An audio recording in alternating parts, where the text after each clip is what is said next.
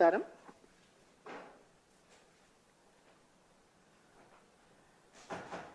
ఈరోజు దేశంలో అభివృద్ధితో కూడినటువంటి జాతీయవాదానికి జనం పట్టం కడతారని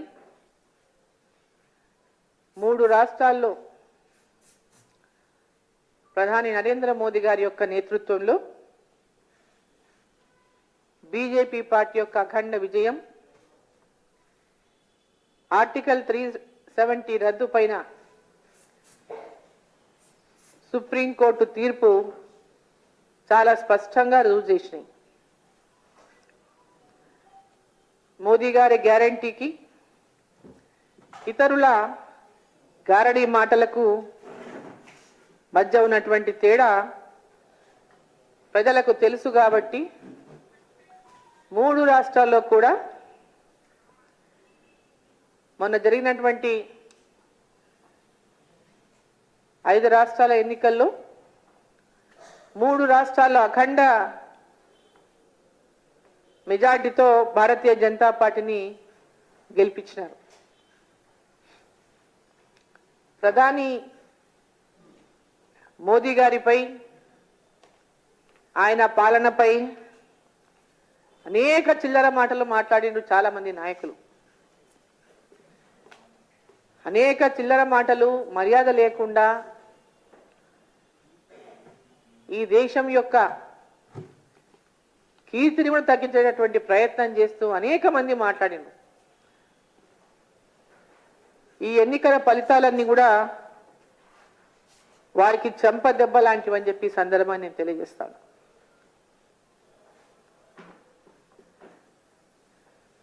తమ భవిష్యత్తుని, ఈ దేశ భవిష్యత్తుని ఎవరుంటే కాపాడుతారో, ఎవరుంటే ఈ దేశం ప్రగతిని సాధిస్తుందో, ఎవరుంటే ఈ దేశ ప్రజల యొక్క ప్రగతి గురించి ఆలోచిస్తారో కుండ బద్దలు కొట్టినట్టు ఆ రిజల్ట్స్ చెప్పినాయి. అందుకే 3 రాష్ట్రాల్లో కూడా, 3 పెద్ద రాష్ట్రాల్లో కూడా, ఆ 3 రాష్ట్రాల్లో కూడా డబుల్ ఇంజన్ సర్కారు కావాలని అక్కడ వారు భారతీయ జనతా పార్టీని మంచి మెజార్టీతో గెలిపించినారు. మధ్యప్రదేశ్లో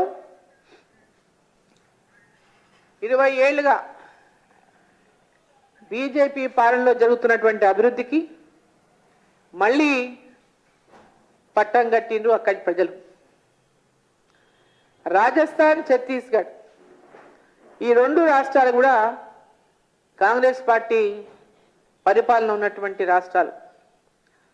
ఆ 2 రాష్ట్రాల్లో కూడా వారి యొక్క అరాచక పాలనకు, అవినీతి పాలనకు చరమగీతం పాడి, తెలంగాణలో కూడా ఏ విధంగా అయితే కేసీఆర్ యొక్క అవినీతికి, కుటుంబ పాలనకు చరమగీతం పాడినరో అదేవిధంగా అక్కడ కూడా కాంగ్రెస్ పార్టీకి పాలనకు చరమగీతం పాడింది. ప్రధాని మోదీకి, ఆయన యొక్క పరిపాలన దక్షతకు ఈ 3 రాష్ట్రాలు కూడా అధికారాన్ని, అక్కడ పార్టీని తీసుకొచ్చి ఒక గొప్ప కానుకగా ఇచ్చారని చెప్పొచ్చు. తెలంగాణలో